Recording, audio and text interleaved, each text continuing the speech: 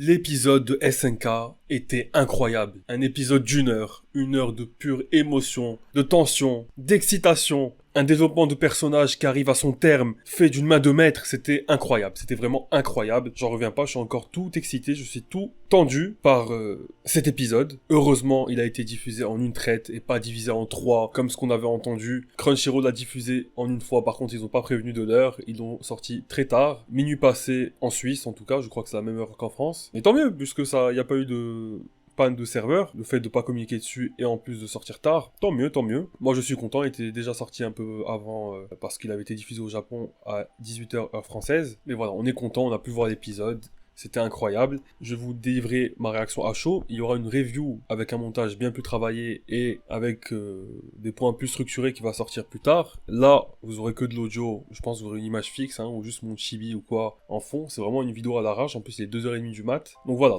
soyez indulgents parce que dans tous les cas, je sortirai une vidéo plus travaillée. Là, c'est vraiment juste ma réaction à chaud et je ne peux pas me montrer en facecam. Sinon, je l'aurais fait. Et voilà. Donc les gars, cet épisode était incroyable. On commence déjà par la scène du grand terrassement. Alors la scène du grand terrassement, moi j'avais lu le premier chapitre après la fin de la saison 4 en manga. J'avais pas pu résister. J'ai lu un seul chapitre, j'ai réussi à m'arrêter après. Mais donc j'avais déjà eu la scène du grand terrassement, le début. Et en manga, elle m'avait déjà choqué. Le traitement de Ramsey et tout. Il me semble que c'est Ramsey qui meurt des deux. Enfin, Ramsey à qui Eren parle et que Eren a essayé de sauver et tout. Je sais pas si c'est Ramsey à l'île, mais je crois que c'est Ramsey. La scène est tellement graphique où il se fait écrabouiller. En plus, on te révèle que Eren, il fait ça non pas juste pour sauver l'île, mais pour que la réalité colle à ce qu'il avait imaginé et ce qu'il voulait, c'est-à-dire que par-delà les murs, l'humanité a été éteinte. Lui, il a été tellement déçu quand il a appris qu'elle perdurait encore, alors que moi, j'étais tellement content. Putain, il est bizarre ce gars. Donc c'est purement égoïste. Et cette scène où justement, il essaye de sauver Ramsey, même il le sauve, je crois, alors qu'il va le tuer plus tard. Il est en larmes devant lui, c'était tellement émouvant, c'était incroyable. Je pense que c'est la scène pour laquelle Yakikaji a eu des larmes, il a pleuré apparemment, je crois que c'est cette scène parce qu'en manga elle m'avait tout retourné, c'était incroyable. Eh bien elle résume bien SNK. Moi je l'ai toujours dit, tuer quelqu'un de face avec un couteau, en le regardant dans les yeux, ou le tuer par derrière avec un couteau, ou de face avec un pistolet, ou par derrière avec un pistolet, ou lâcher une bombe et tuer plein de gens dont cette personne, c'est très différent. Tuer en face avec un couteau, ça demande de voir la victime en face dans les yeux et de le tuer. Ça demande vraiment de tuer lui spécifiquement, de le viser et d'être en contact avec lui au moment du meurtre. Vraiment être collé à lui. Tuer par derrière, il y a ce contact, mais au moins, tu ne vois pas la victime, sa réaction. Tuer avec un pistolet, tu es à distance. Donc tu vois devant, tu vois la réaction de la personne, mais c'est plus facile de tuer, tu veux juste appuyer sur un truc. Tu sens pas le sang dégouliner dans tout le couteau. Voilà, par derrière, c'est encore mieux. Par contre, lâcher une bombe, les gars, ce n'est qu'une mort parmi d'autres. Imagine, tu vises ce gars-là, déjà tu es loin, tu vas pas voir sa réaction, tu seras pas proche de lui au moment où il va mourir, tu largues une bombe. Il explose avec tant d'autres. Même Bertholdt, dans la saison 3, a dit, au moment où il s'est transformé, il aurait aimé que la 4ème brigade meure au moment de l'explosion, qu'il ne soit pas rodé à ce genre d'épreuve en parlant du fait d'affronter Armin, donc affronter ses anciens camarades. Donc clairement, il y a une énorme différence. Même si au final, tu le tues, ça change rien, tu le tues. Ok, c'est mal. Eren a conscience de ce qu'il fait. Mais je pense que c'est quand même différent dans l'émotion, dans la sensation, dans comment traiter la chose. Et le fait que Eren veuille le sauver en tant que comme un justicier, quand il le voit souffrir sous ses yeux, mais qui va le tuer loin derrière ses titans, eh bien ça montre toute l'histoire de SNK, ça montre vraiment cette différence. Et ce que j'avance là, mon analogie. Voilà, sinon la scène était vraiment très graphique, on a vu le désespoir, etc. On n'a pas eu énormément de grands terrassements dans cet épisode, mine de rien, enfin vraiment de gens qui se font décimer, on a eu ça au début, puis après on était plus vers les autres personnages, etc.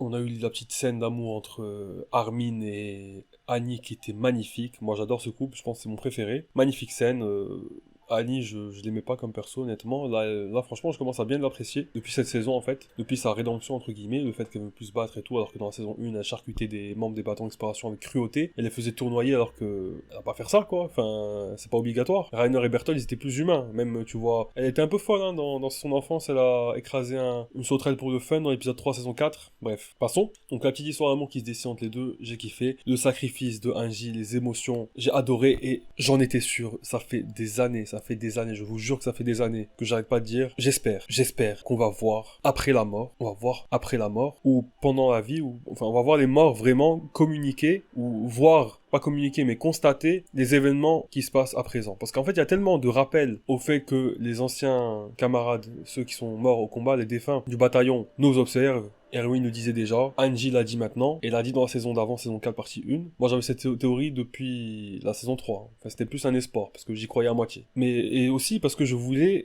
au fond de moi que Erwin, même en mourant, eh bien, soit au courant que ces théories ont été validées. Et ce fut le cas. Angie, on a vu vraiment, et j'avais aussi l'espoir, je nourrissais l'espoir de revoir Bertolt, qui est mon personnage préféré. Bon, peut-être que ça a changé avec la saison 4. Mais en tout cas, la saison 3, c'était mon personnage préféré. On n'a pas revu Bertolt, malheureusement. Peut-être qu'on ne le reverra vraiment pas. Mais en tout cas, on a revu Erwin. C'était incroyable, on a revu Erwin avec Angie, il communique, et Erwin a l'air... Enfin, peut-être que Erwin n'est pas encore au courant, parce que quand il parle, il dit tu vas nous raconter RN, etc.